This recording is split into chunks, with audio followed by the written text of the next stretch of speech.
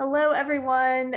Today I'm here with Jess Zarowitz, and we are going to be talking about her journey as a yoga teacher, yoga professional, and what lights her on fire. Welcome, Jess. It's so nice to see you. Hey, nice to be here with you, Michelle.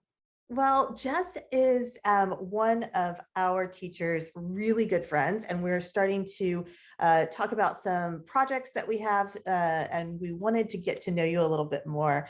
So I would love to know where it all started. How did you start practicing yoga? What brought you on your mat? It's funny, I can remember my first yoga class really specifically, and it was in Charlottesville, Virginia, where I was living right after college, without really a plan. And my friend took me, and it was this studio that was up this big flight of stairs. And I had no idea what was going on.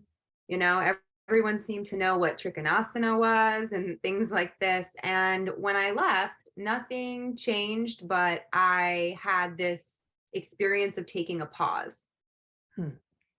And, I didn't even know why it was beneficial, but I kept going back and tried a lot of different styles. And so it was something that I started doing on and off again for probably 12 years. Um, and and I call it sort of unconscious yoga, right? I was very engaged in the physical aspect of yoga, not really understanding why it benefited me. But again, it was that pause. If I didn't know what to do with myself, I could go to yoga and nothing changed when I walked outside of the doors necessarily of that class, but it was a reset.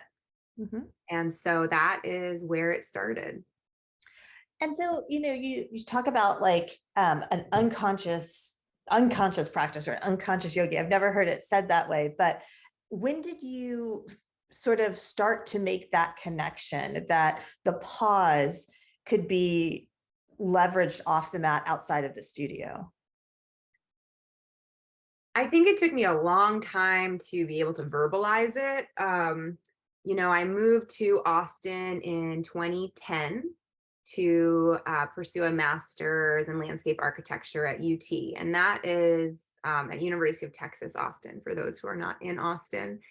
And that was the first time that my practice, or not the first time, but I guess that's the longest stretch of when my practice became consistent. And even in graduate school, I would go to 10:30 at night classes. That is when I could take a break from school. But that was everything. It got me through that program. And so, I would say for anyone who's been in graduate school, it can be very consuming. So definitely not a conscious yoga practice per se during that time, but friends of mine in my life at that time had gone deeper into the aspects of yoga, into meditation, into teacher training, into these different things like philosophy. And so they would share that with me, but I wasn't really able to absorb and integrate it. Mhm. Um, so eventually I started going to some meditation, and it was very, very challenging for me, as it is for many people. I know they say just sit and meditate, but it is not easy. So yeah, I started doing that more, and then started a teacher training in 2017, not because I wanted to be a teacher, but just to deepen my understanding of yoga and philosophy and meditation, and try to get more tools to help me um, in times when I really needed to slow it down. So yeah, so that's when I started to really go deeper, and I also had no idea that I would end up where I am now. I can totally relate. I think that that initial teacher training really is like a pivotal moment in our journey. And what did you take away from that initial teacher training? How did it change your practice? Well, it changed my life. Um, I quit my job in the middle of it. unexpectedly. And also, I think something that happens to a lot of people where you end up making a big change. So it changed my life pretty radically. And and I don't know what I took away. I mean, the 200 hour is so, you get a little bit of so many things. And I think maybe what I got out of it is there's so much to learn. Yeah. Like here's this bite size, this little snack of what yoga is. And just sometimes it takes these educational experiences to realize how much you don't know. Yeah, for sure. For sure. Mhm. So you took the teacher training. How has your practice evolved from that first 200 hour? I know you're about to graduate yoga therapy training as well. And so I'm just curious as to what precipitated out of the practice over that chunk of time. Oh man. Well, I was a person who could not sit still. I'm a doer, a goer, a pitta fire girl, and double Aries pitta can't just have to do a lot of things. And so yin yoga, restorative yoga were honestly painful for me. Mhm. It was very hard to be still and be with my thoughts and be in my body in that sort of way. And so I would say that's the biggest change. When I say unconscious yoga, I think mostly of the yang asana, the quick paced vinyasa, which I still love. That was just all my practice was about at a certain point in my life. And so there's really been a stepping into embodiment, into presence, and into mind training. I think that that is really the most amazing, one of the most amazing things about yoga to me is the long-term effects of the mind training, because our bodies are only going to be able to do certain things for a certain period of our lives. But what we keep with us forever is that awareness. And so being able to learn how to witness my thoughts, how to witness what's happening around me, to respond skillfully, take that pause, and integrate those things. I mean, that I think the slowing down and understanding what it really means to balance Yeah. has been pretty life changing. Yeah, absolutely. I think so many people can resonate with this feeling that if they're not doing something, that there's something to be done. And it like creates a sense of anxiety in people. So Mhm. just beginning to experience that pause outside of the practice of the physical asana, is really important. But I also think that with the young practices like, vinyasa and ashtanga and these more like physical practices, they can also be a form of escape if we're not careful. Like we literally check out into the practice and I'm going through my to-do list, or I'm going through, like what I did at work that day or what somebody said to me or, whatever. And I think for me, and I'd love to hear your thoughts on it, it took me like I was in like my 500, somewhere in my 500, before I started to really like, no, just come back to the breath. Just come back to the breath. Get Mhm. out of your head, get into your body, and like be here now. And then that's, I think that hop, that leap off into those other aspects. Yeah, it's really hard. Yeah. It's really hard. So he's like, just let it go, just let that go. It's like, well, we call it a yoga practice because it's hard. And Yeah. we have to keep coming back. And you can do all the trainings in the world. And also, it doesn't mean that it's going to be easy to just come back to your breath, right? We're dynamic humans. There's things happening in our own world, in the world outside of us. So it is really hard. And our world is very fast paced. And so yeah, for like I do have experience with anxiety, and another part of the journey has been learning about the nervous system, Mhm. right?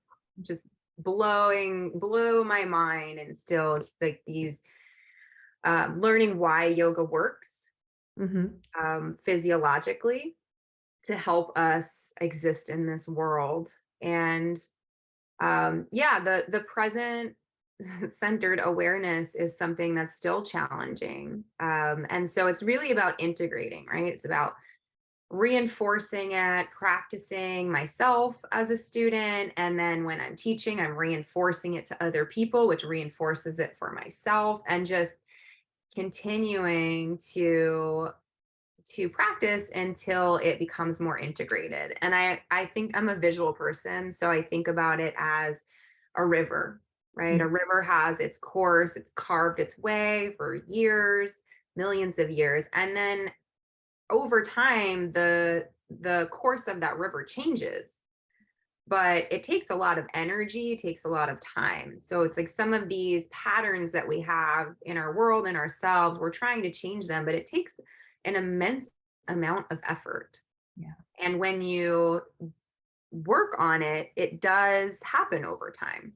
Mhm. Right? I'm sure you've had these aha moments where something stressful happened per se, and all of a sudden I'll find myself doing straw breath, Mhm. right? That extended exhale. And it's, like this inner victory. I'm like, yes, I integrated it. I've practiced this consciously, had to exert a lot of energy to consciously do this in moments of stress. And now I'm unconsciously doing it.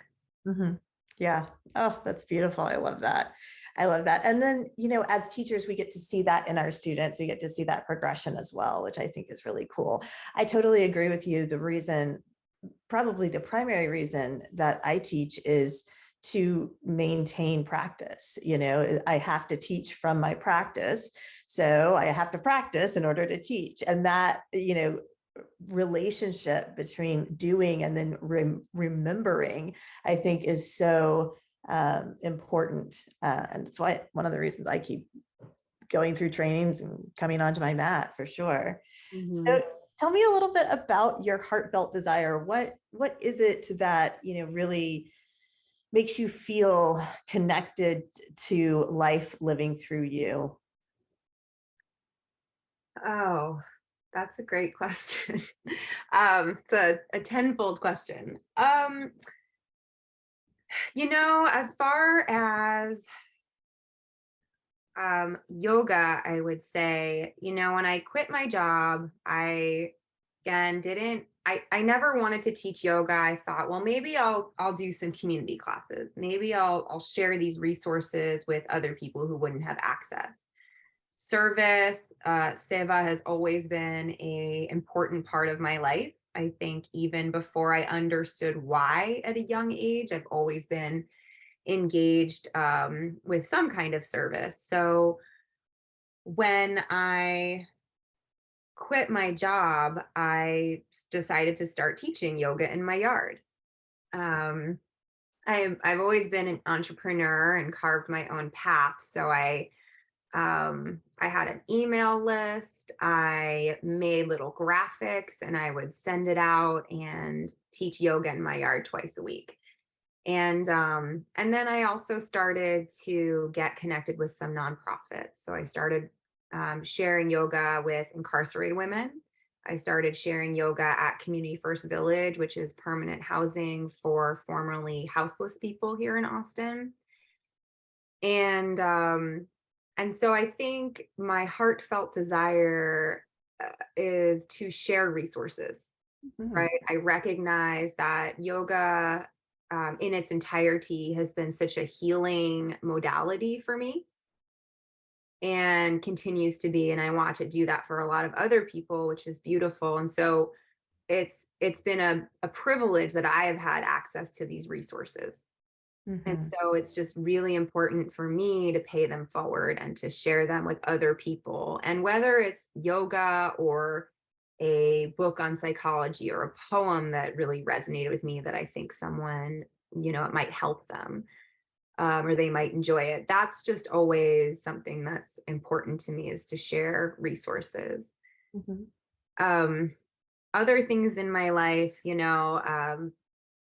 people may not know I'm a licensed landscape architect.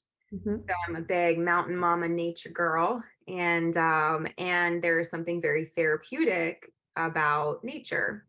Mm. And that's been studied in all sorts of ways. But I think that relationship between nature, physical well-being, and mental health is something that I now understand how to verbalize. But I've felt that at a very on a very primal level for all of my life, and so I think that's led me to follow these different career paths, which a lot of them have been paths of passion, you might say. So Yeah. that fire, that Aries. Yeah, absolutely. The landscape architecture is really interesting to me. And I know we had talked about, some of the spaces that you've designed for like meditation and, just that communion with nature to like reset. I know that there are many, many studies out there about, earthing and, releasing free radicals with, just the energy of the earth. And how did you get involved in those projects? In the field of landscape architecture or in Yes. specific projects? Oh, Like just as in terms of like, designing spaces for, meditation or spaces for, reflection and connection in nature. yeah. I mean, there's all sorts of, I think every project, every landscape design is exactly that, right? Is designing a space that will help people ground, that will help people connect with nature, that will help people be present. And and so there are projects that might be, a horticultural therapy garden at a children's hospital, right? Yeah. There are things that designs that are specifically right, like that is the project goal. And then there's just a residential design that is not, in the scope of work. It's not talking about a place for meditation necessarily, but I call it design with empathy. Yeah. Right? I can think about how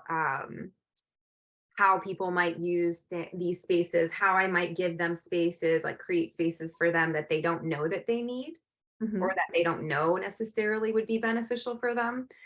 Um, so so yeah, I think every project is an opportunity to create an environment for people to increase their wellness.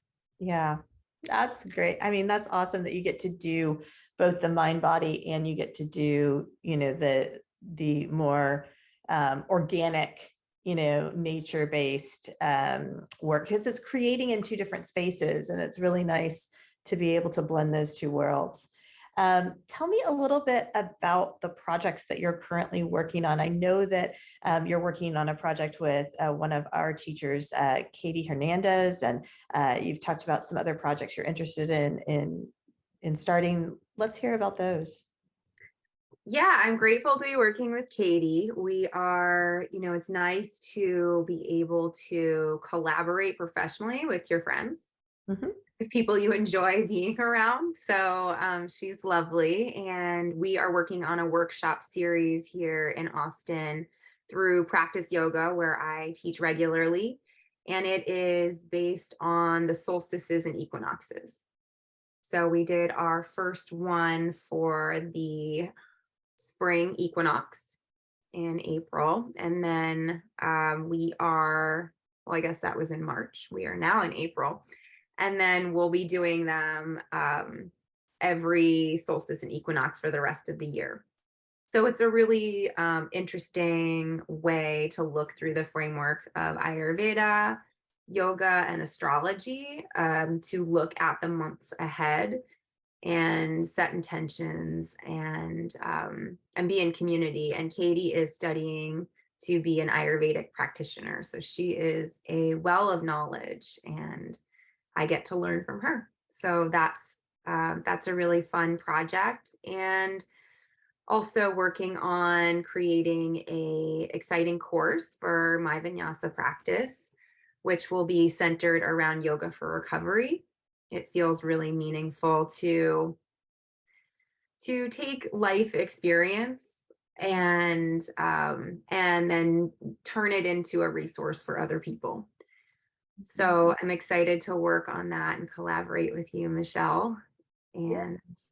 And other things happening is, I'm still being a landscape architect here in Austin. I am finishing up my yoga therapy certification, which is really exciting. And I also have a small business. I'm an artist, so I make drawings and create different products like cards and journals and pins and patches out of them and sell them locally and online. And then profits from that help fund free yoga for incarcerated women.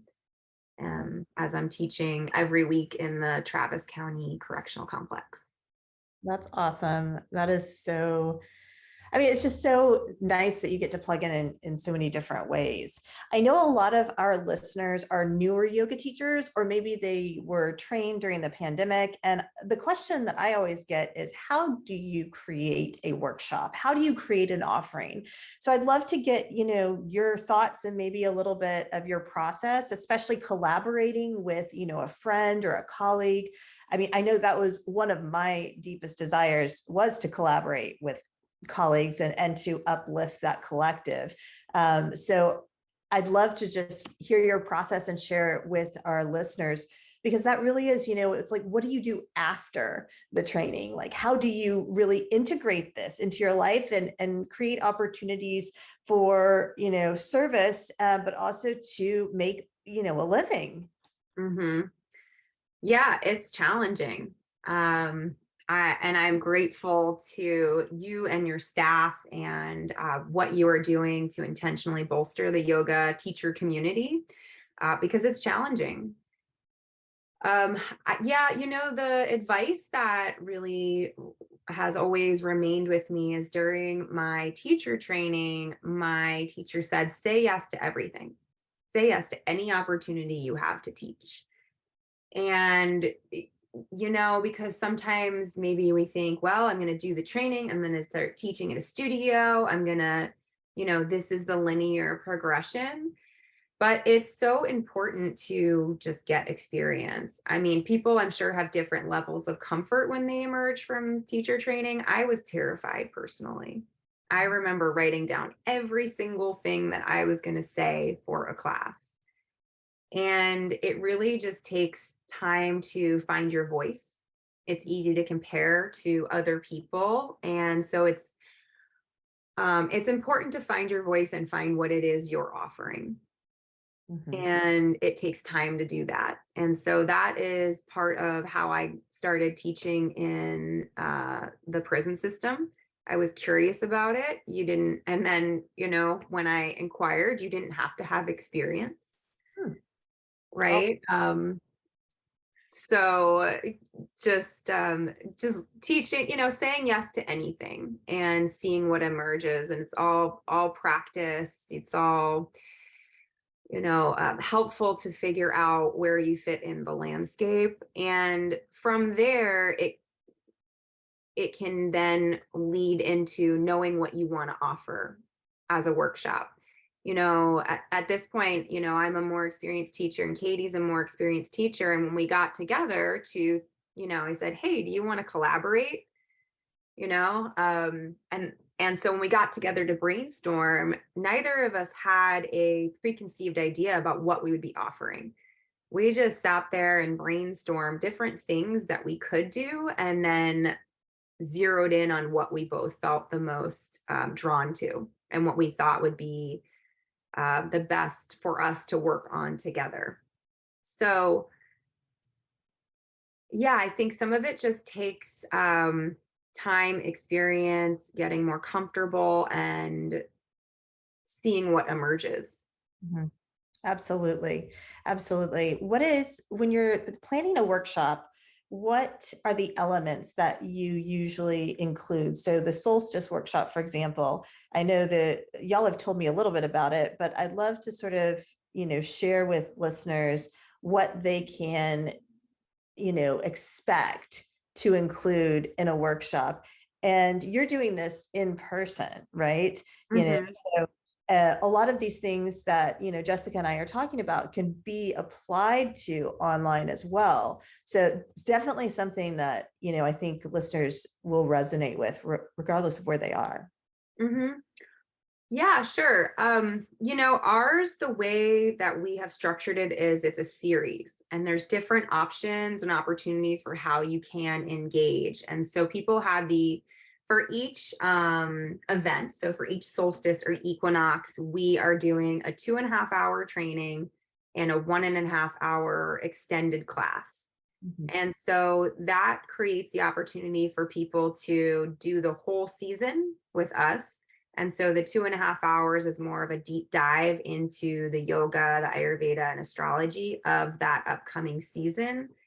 And then the hour-and-a-half class is an extended practice that's informed by what's seasonally appropriate. So seasonally appropriate practices, and then also including sound. And that's in a special event space, the Practice Yoga Church space here in Austin. And so by doing this, we gave the opportunity for people to do the whole year with us. So all the workshops, all the classes, or to sign up for a single season and do that particular workshop and class, or just to come to a class, just to come to the extended class. And Katie and I, created the content, and we also created a little handout book that people who come to the workshop would get. And she and I definitely went above and beyond because we geek out on this stuff, and I am an artist and she's a graphic designer as well. So we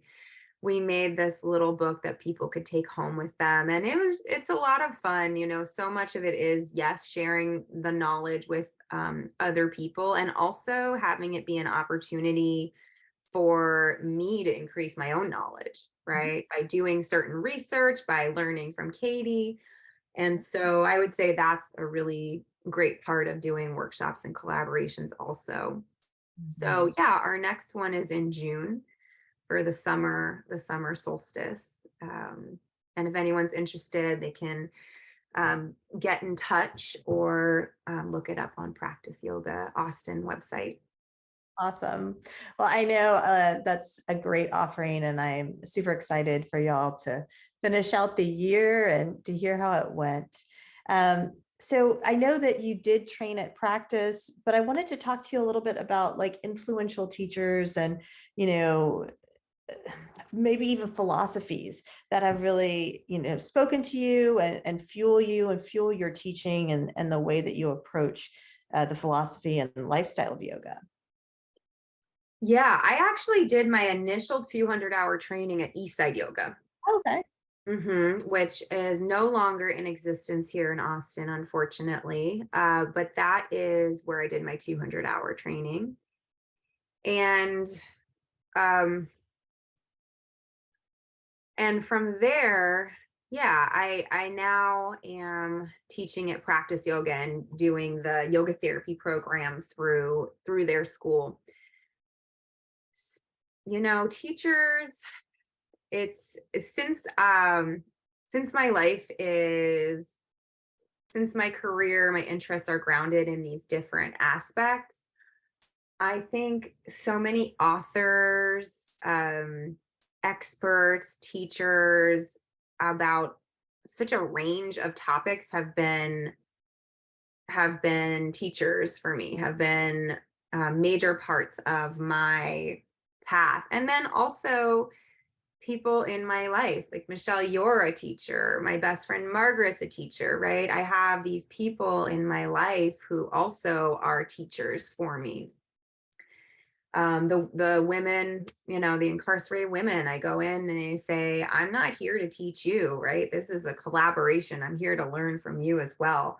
So I'm just looking at my bookshelf over here, right? And I've got The Body Keeps the Score, Tara Brach, Pema Chodron's a big one, Thich Nhat Hanh, Brene Brown, Hafiz, the poet, right? Mary Oliver.